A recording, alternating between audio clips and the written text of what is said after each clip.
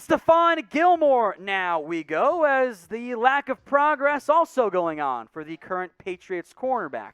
Albert Breer says there's been no progress on a new deal. And Breer says he thinks a deal gets done because it makes sense for both sides, which I tend to agree with. No guarantee, though. But there are two likely paths here for Stephon Gilmore. Number one is he gets new incentives added to his deal. The Patriots in the past with like guys like Gronk and Brady, where they give him likely to be earned incentives. Doesn't technically count as a new contract, but it keeps things happy in the short term.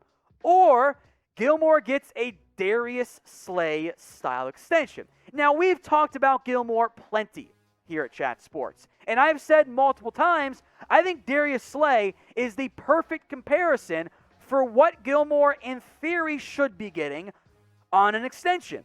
Because yes, Gilmore's awesome, coming off injury, but he's awesome, but he's older too. Darius Slay and Gilmore are much older than Jalen Ramsey and Marlon Humphrey and Trey White. They're on their their third contracts already. Ramsey, Humphrey, and White are on their second ones.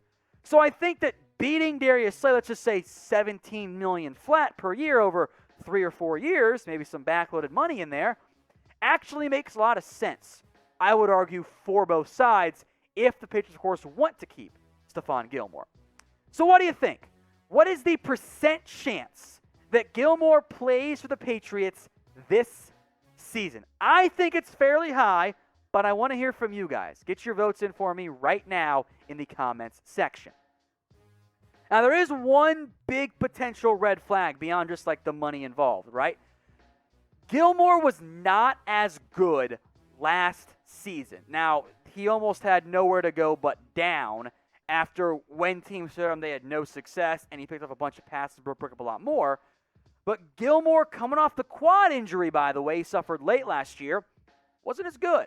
And we've seen Belichick in the past be willing to trade guys earlier than he has to. He'd rather move on from a guy a year too early than a year too late. And I just wonder, even though I think Gilmore's back, if Gilmore falls in that category. Then again, Belichick was right. That dude's a stud. They stole him from the Bills in the end. Now, if Gilmore's not there, it's a little bit thin at corner. I like J.C. Jackson, Jonathan Jones. That's two of your guys.